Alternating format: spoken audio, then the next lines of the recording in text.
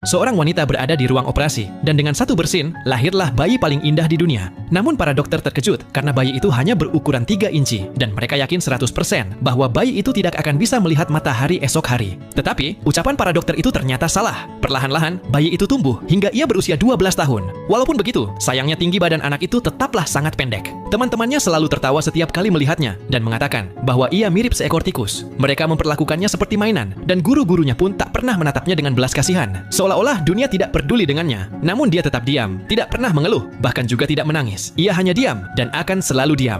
Satu-satunya temannya adalah seorang anak laki-laki tinggi, tampan, dan berhati besar. Temannya itu selalu membonceng ia di sepedanya, membuatnya nyaman, dan mereka juga bermain bersama di salah satu tim bisbol. Suatu hari, saat dia pertama kali akan mengayunkan tongkat pemukulnya, nasib sial menimpanya. Bola itu melesat cepat dan langsung mengenai pelipis ibunya si Joe. Seketika, ibunya pun jatuh tersungkur dan lalu meninggal. Di pemakaman, wajah kecil itu tersembunyi di balik kesedihan. Rasa bersalah terus menghantuinya. Diam-diam, dia meninggalkan sebuah kotak bingkisan untuk si Joe. Kotak itu berisi kartu-kartu yang disukai Joe, bermaksud agar bisa sedikit mengurangi rasa sedihnya. Kemudian, dia berdiri di depan makam itu, menatap langit, dan lalu berkata, "Tuhan, tolong bawa Ibu Joe ke surga. Jika engkau meminta harga, ambillah hidupku sebagai gantinya." Dan seolah-olah doanya didengar. Dalam perjalanan pulang, bus sekolah yang ditumpanginya sedang melewati jalan pegunungan. Tiba-tiba, seekor rusa berdiri di tengah jalan, dan sang sopir lalu kehilangan kendali atas setirnya, membuat bus itu terjun meluncur ke arah danau. Teriakan panik terdengar di dalam bus, air bergemuruh keras, dan sopir yang egois itu menyelamatkan dirinya sendiri ke tepi, meninggalkan anak-anak yang ada di dalamnya. Joe berusaha menenangkan semua orang, tetapi dalam kekacauan itu, tidak ada yang mendengarkannya. Saat itulah anak kecil itu muncul. Dia lebih dulu membuka pintu belakang bus, menertibkan anak-anak agar berbaris rapi, lalu membantu Joe membawa anak-anak yang pingsan keluar,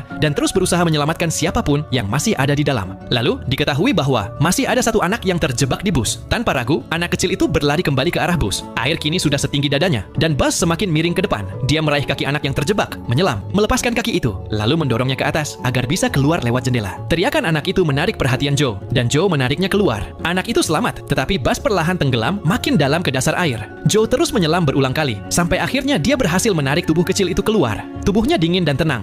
Ketika anak itu membuka matanya, air mata Joe sudah menjelaskan segalanya. Dengan suara bergetar, Joe berkata, "Aku sudah memaafkanmu." Anak itu tersenyum tipis, lalu menutup matanya sebagai tanda perpisahan. Tuhan yang telah memberinya kehidupan dengan satu bersin itu, kini memanggilnya kembali ke sisinya. Dia telah pergi, tetapi kisahnya, keberaniannya, pengorbanannya, dan rasa bersalah terhadap Joe telah terbayarkan. Ini adalah sebuah film yang akan menyentuh hati setiap penontonnya, dan mengingatkan bahwa keberanian sejati tidak tinggal di tubuh, melainkan di dalam hati.